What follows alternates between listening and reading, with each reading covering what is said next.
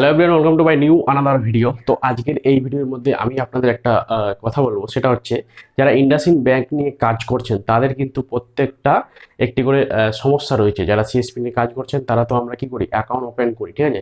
এবং সেই অ্যাকাউন্টটা যদি কোনো প্রবলেম হয় সেক্ষেত্রে কিন্তু আপনাকেই এসে কাস্টমার ধরবে।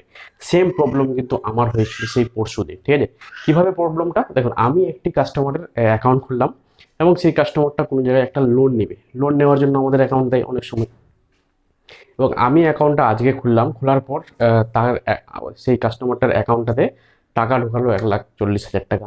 এবং আমি কি করলাম, দ্বিতীয় দিন উইথড্রল করলাম 1,30,000 টাকা। 10,000 টাকা উইথড্রল করতে দিচ্ছে না, ডেবিট ফ্রিজ করে দিয়েছে, ঠিক আছে। এবার আমি আমাদের সেই বিএমওকে স্যার, বিএম স্যারকে ফোন করি, সে তো কোনো রেসপন্স করেই না। এবং কি আমি যদি 100 বার তাকে ফোন করি তবু ফোন রিসিভ করে না, ঠিক আছে।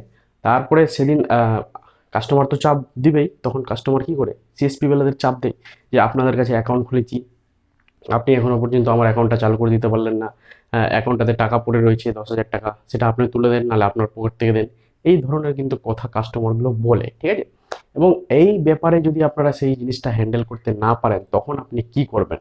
তো আমি আপনাদের প্রসেসটা বলে দিচ্ছি। যদি কোনো কাস্টমারের অ্যাকাউন্ট ফ্রিজ হয়ে যায় সেক্ষেত্রে আপনি কি করবেন।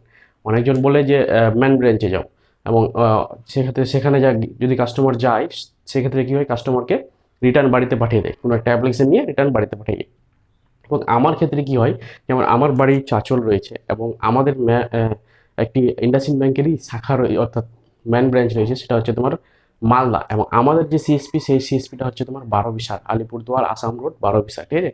এবং আমরা যখন মালদা সিএসপিতে কাস্টমারকে পাঠাই, কাস্টমারকে উল্টাপাল্টা কথা বলে, আপনারা কোথায় অ্যাকাউন্ট খুলেছেন, হ্যাঁ কোথায় আপনি এই সমস্ত তথ্য পেয়েছেন যে এই অ্যাকাউন্টগুলো, এগুলো তো লোনের অ্যাকাউন্ট, আপনি কেন সেভিং অ্যাকাউন্ট ভাবে ব্যবহার করছেন, এই ধরনের মানে উল্টাপাল্টা কথা বলে ওদের সেই ব্রাঞ্চের স্টাফগুলো। এবার কথা হচ্ছে, এবার কাস্টমার কি করবে। কাস্টমার তো যেখানে অ্যাকাউন্ট খুলেছে তাকে তো গালাগাল করবে যে হ্যাঁ কোন অ্যাকাউন্ট তুই খুলছিস, যে এরকম ধর আমার প্রবলেম হচ্ছে, এখানে আসলাম তো এখানে এরা কথা শুনছে না, কীভাবে তোরা কাজ করছিস, এই ধরনের কিন্তু কথা বলে।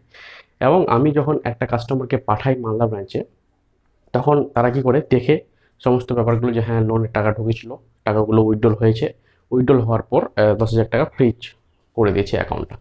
এবার ওরা কি বলছে, ওদের তো উল্টা পুল্টা কথা বলছেই, ঠিক আছে। এবার ওখান থেকে ওদের বলছে ঠিক আছে, যাকে যে অ্যাকাউন্ট খুলেছে তাকে ডাকো, যে অ্যাকাউন্ট খুলেছে তাকে ডাকো এখানে, ডেকে তারপরে ওর সঙ্গে আমরা কথা বলবো, ঠিক আছে। এবং আমি তো বুঝতে পারছো, আমাকে তখন সেখানকার যে আমি যার অ্যাকাউন্টটা খুলে দিয়েছি তাকে, সে গেছে মালদা ব্রাঞ্চে, ইন্ডাসইন্ড ব্রাঞ্চে। সেখান থেকে আমাকে ফোন করে বলছে দাদা আপনাকে আসতে হবে, নাহলে অ্যাকাউন্ট খুলবেন। আমি বলছি হ্যাঁ আমাকে যেতে হবে তবে অ্যাকাউন্ট খুলবে। আমি কি করলাম, সঙ্গে সঙ্গে আমার সিএসপি বন্ধ করে আমি গেলাম সেই ব্রাঞ্চে মালদা, অর্থাৎ 100 মানে 60 কিলোমিটার হয়তো দূরে হবে আমার সেই ব্রাঞ্চ। এখান থেকে 60 কিলোমিটার আমি গেলাম, সেই 11টার থেকে 12টা 12:30 মধ্যে কিন্তু আমি পৌঁছে গেলাম। গিয়ে দেখি যে ইন্ডাসইন্ড ব্যাংকে সব বিন্দাস কাজ করছে, সব অফিসের মতন সবাই বসে রয়েছে। এবার সঙ্গে কি হলো যে গেলাম, তারপরে সেখানকার যে সার্ভিস ম্যানেজার ছিল সে আমাদের মিনিমাম বয়সের মধ্যেই ছিল। সে আমাকে যখন দেখে, জানি না আমাকে চিনে কি না, তখন আমাকে দেখে মানে ওর মাইন্ড চেঞ্জ হয়ে গেলো, ঠিক আছে। মাইন্ড চেঞ্জ হওয়ার পর কী করে কথাবার্তা বললো, বললো যে এগুলো অ্যাকাউন্ট লোনের অ্যাকাউন্ট, ভারত ফাইন্যান্সের অ্যাকাউন্ট, এগুলো অ্যাকাউন্ট চলে না, এগুলো অ্যাকাউন্ট এগুলো। আমি তাদের একটাই কথা বললাম, অ্যাকাউন্টটা বন্ধ হয়ে গেছে, এখন আপনি কি প্রসেস রয়েছে সেটা বলেন, ঠিক আছে। তখন ও বলছে যে এগুলো অ্যাকাউন্ট এখানে ফ্রিজ করে হয়ে গেছে, এটা করতে হবে, বন্ধ করতে হবে। তো আমি বলছি বন্ধ করে না, আপনি যদি এখান থেকে কোনো উপর মহলে যদি মেল করতে পারেন সেই মেলটা করেন, না হলে এখানে সিগনেচার টিগনেচার আপলোড করে অ্যাকাউন্টটাকে ক্লোজ করে টাকাটা উইথড্র করে দেন। যখন আমি বললাম তখন ওরা বলছে যে তাহলে সিএসপি বেলার অনেকটা জ্ঞান রয়েছে এবং ব্যাংকিং সমস্যা বুঝে, ঠিক আছে। আমি যখন বললাম তখন তো ওরা কিছু একদম চুপচাপ সবাই, আমি যখন বলি ওদের এই সমস্ত কথাগুলো, তারপরে ও বলছে হ্যাঁ হ্যাঁ ঠিক এটাই প্রসেস রয়েছে।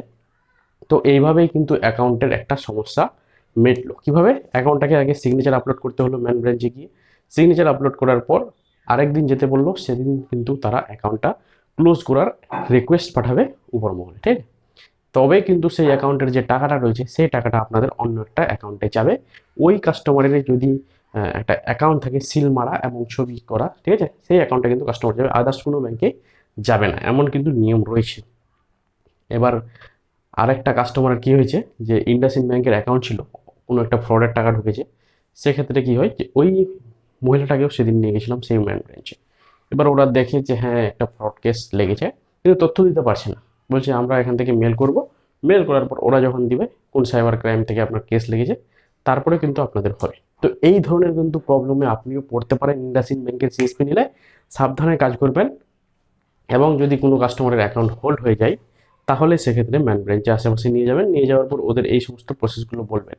কি process? Signature upload, account close, Gmail, তিনটা প্রসেসেই কিন্তু কাজ হয়। ঠিক আছে?